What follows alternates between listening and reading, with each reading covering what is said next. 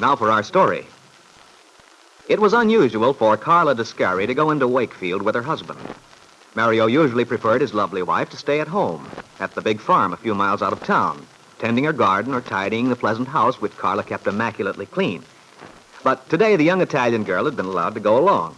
And since they would be in town at noon, Mario had insisted that his wife pack a little lunch for herself.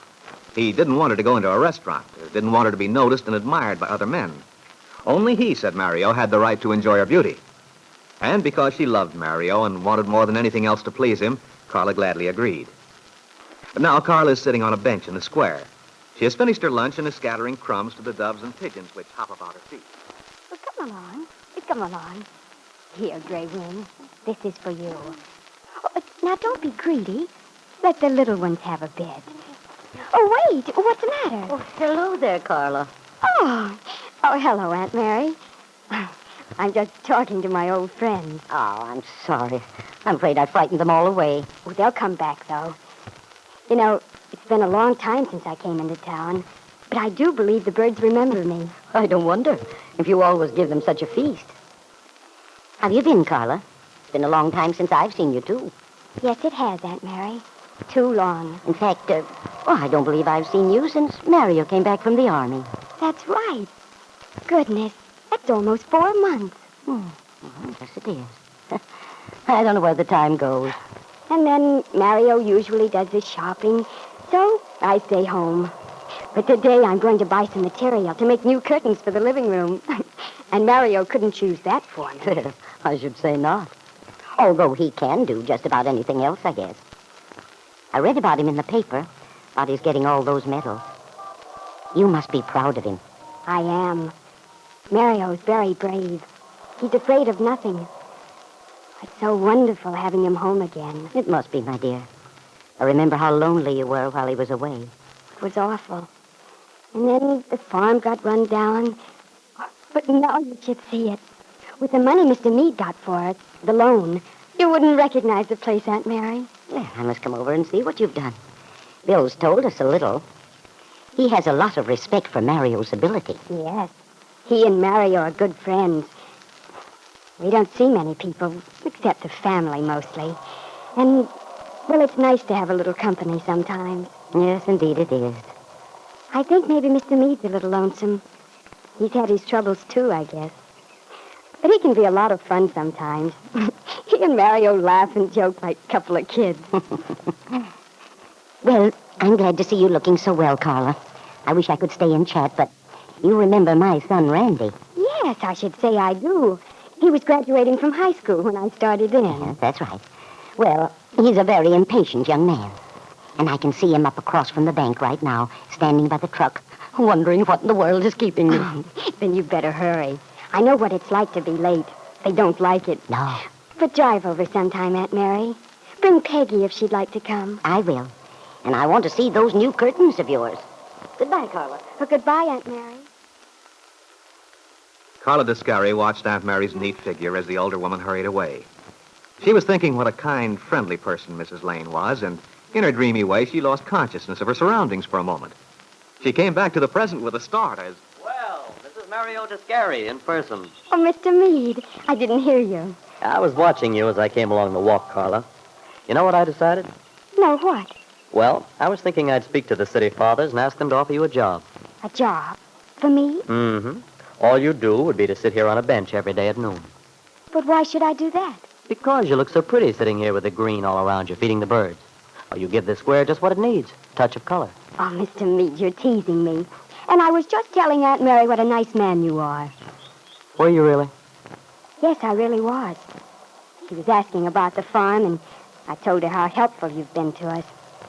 You know, every other day, Mario says, that Mr. Meade, he's a swell fellow. Oh, thank you, Carla. That makes me feel good. And not that I deserve it. Oh, yes, you do. I'll tell you a little secret, Mr. Meade. Swell. I like secrets. Well, while Mario was away, Grandfather talked about asking Mr. Calvert for a loan. Oh, he did? Mm-hmm. He said Mr. Calvert would be glad to give us one because our land's so good. But I'm glad he didn't, because then we never would have known you. Oh, well, that's sweet of you, Carla. Hey, where is that handsome husband of yours? Gallivanting around, I suppose. Gallivant? Well, I don't even know what that means. But I'm sure whatever it means that Mario isn't doing it. You see, there's something wrong with the tractor. Mario went to find what it needs to fix it. And then he has to get a lot of other things. I forget what all. The paint for the veranda. Well, he does sound like a busy man. Mario's always busy. He's a hard worker, Mr. Meade. Yes, I know. Well, come to think of it, I'd better get started on the rest of my own errands. I'm to meet him in an hour, and Mario hates to wait. I always try to be right on time. Well, you're a very unusual woman. You know, you sound awfully cheerful today. Are you happy? I am, Mr. Meade. Now that Mario's back from the war, safe. It makes everything look beautiful to me. I love him very much. Yes, I know you do. You two are lucky people. Yes, we are. I know it. If only... But I must hurry. Oh, wait, I'll walk along with you. Although it's so nice here in the shade, I almost hate to move. Then why don't you stay and have a nap? Well, I'll have you know I'm not old enough to be snoozing on park benches in the middle of the afternoon. Grandma says in Italy everyone takes a nap, a siesta, after lunch. Well, if it were fashionable, I wouldn't mind. But after all, I have a reputation to maintain in this town. Now, what would people think if they found me with my hat over my eyes at 1 o'clock in the afternoon? Well, I don't know, Mr. Meade. I guess they'd say you were sleepy. The laughter of the young people carried across the square to where Ben Calvert stood on the sidewalk in front of the open door to his offices. He watched them walk away together. And as he stood there, Ben was conscious of the townspeople looking at him. He imagined their contemptuous thoughts, their sneers. He felt an upsurge of impotent fury. But he forced it back and smiled genially as he saw a dark-haired young man approaching him. It was Carla's husband, Mario Descari. Hello, Mario. Hello, Mr. Calvert. How have you been, Mario? I heard you were back, but I haven't seen you around much. Well, Mr. Calvert, I've only been home a couple of months. I don't get into town much. Too busy. Well, it's good to be busy. I'm a pretty busy man myself. Yeah, I know. I've been wondering what you plan to do with that south field of yours. That's fine land, Mario. Fine land. Sure it is. Well, I haven't made up my mind, Mr. Calvert. I may put in barley. What makes you ask? You might call it just plain curiosity, Mario. I'm really a farmer at heart. And I've always thought that place of yours was just about the finest around here. It's the best.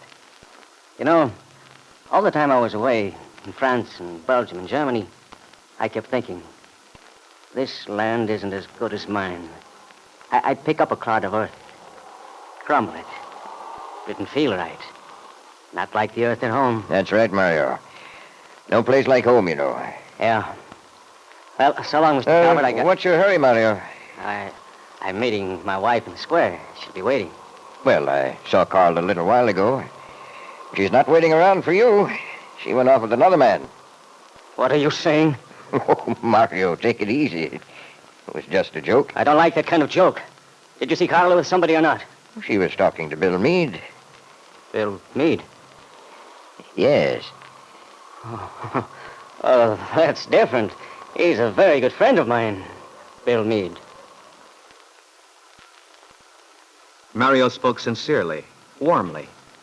But Ben Calvert had seen the flash of anger which crossed his face a moment before at the mention of his wife's name in connection with another man. Any man, even if it happened to be his good friend Bill Meade. And seeing the somber, threatening look which completely transformed the handsome young man's face, Ben Calvert grew thoughtful.